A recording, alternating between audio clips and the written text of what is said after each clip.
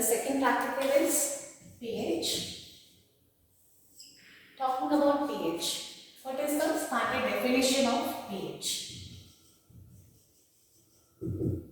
pH is defined as potential of hydrogen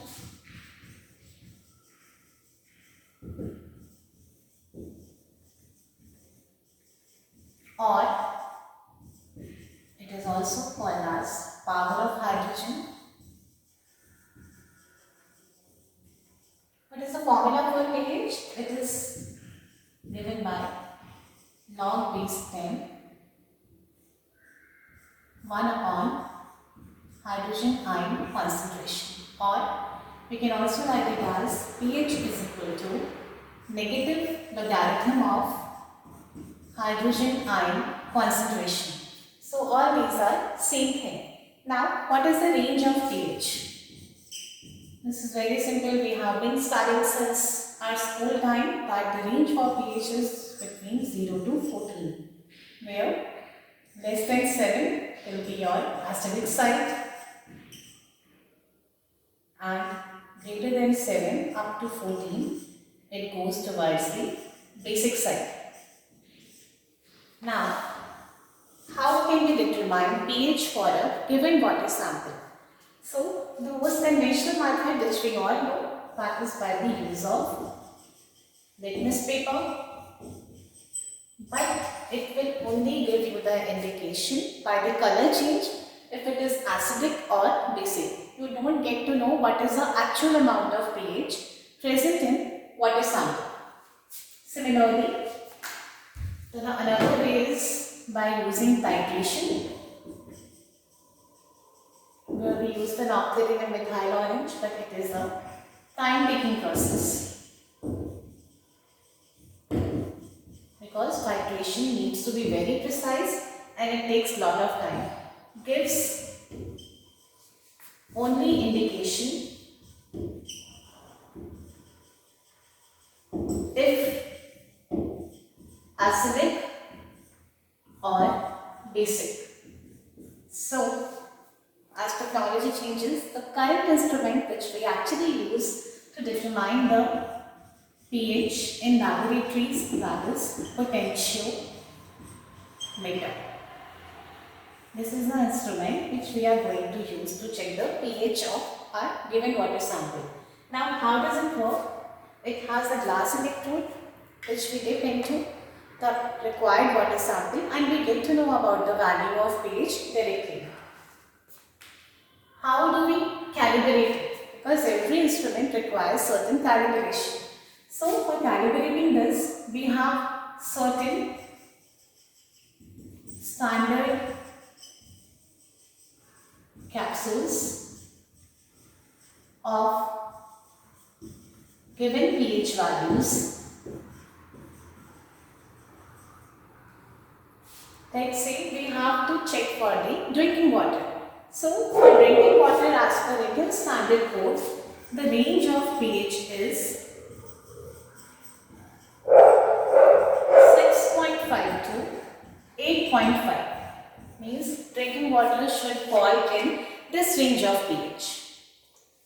So, if we have to check for a drinking water sample, naturally we will be calibrating our potentiometer for this range. So, what we do is, we take these standard capsules.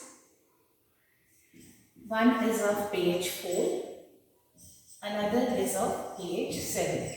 And we will prepare certain standard solutions. Means it will give a range. We can also take it for pH 10. That way it can detect the value between 4 and 10. And that will give us the value for a drinking water. Now, how do we prepare these standard solutions? We will take one capsule of each standard pH and the standard capsule is kept for 24 hours in 100 ml of distilled water.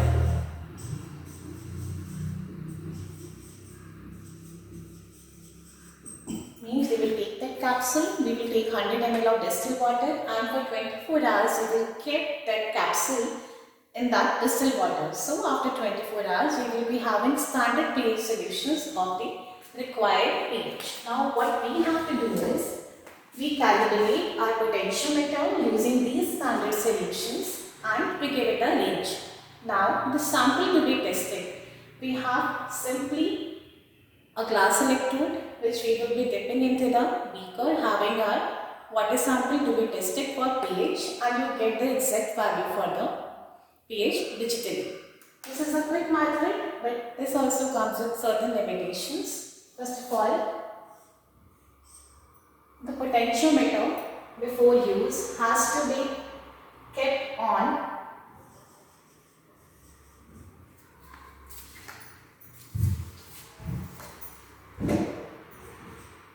this instrument has to be kept on for 30 minutes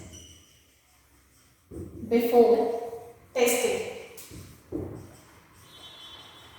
Means the duration for warming up the instrument. Now after 30 minutes it becomes ready for use. Secondly, when we are dipping the glass electrode, obviously first we are calibrating it for the lower range. So that glass electrode, when you will be dipping into that standard solution, it will be having extracts of 4 pH solution. You need to wipe your glass electrode every time when we are switching between the solutions. So once you will dip it into 4-1, we will wipe it. Then in another pH, we will wipe it. So it should be very clean. Again, since it's a glass electrode, we are not supposed to touch it by finger. We will be handling it from the upper side, so that the glass electrode does not come in contact of our fingerprints and any kind of impurity, slight impurity present on our fingers. So the glass electrode should be cleaned every time when switching between the solutions or different samples. Now, what can be the learning outcome of this practical? So, as you get to know the value of the pH for any given water sample, the learning outcome will be that if it is acidic or the sample is basic. Now, how will you determine or how will you use that learning outcome for the application in water supply? Now, as we all know, if our sample is acidic, what will happen? The pipelines which we are using to carry our water, that will get corroded. So, you get to know if your sample is acidic, we need to make it basic so that when we are carrying it in the pipelines for transportation of water, our pipelines does not get corroded. On the other hand, if it is basic, what will happen? Basic means a number of salts are present in that. So what will happen? There will be scaling, there can be incrustation of salts, there can be a problem with the boilers in industry. So by having an idea if it is acidic or basic, we get to know what kind of treatment we need to give that water so that the pipelines which are designed for a certain design period, they can work accordingly. They won't reduce its life.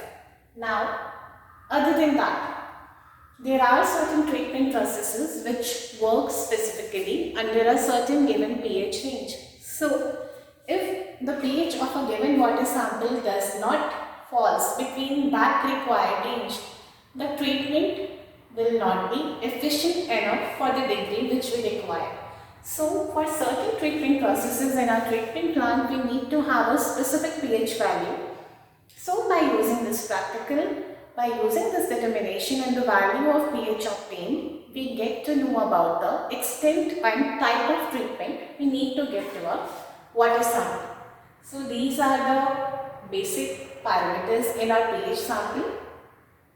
To determine the pH by calibrating the instrument, then we get to know about the value. If it falls between this value, then it is good for drinking purpose, otherwise it is not good for drinking purpose. So we get to know about the treatment we need to give it to make it fit for drinking or to make it potable.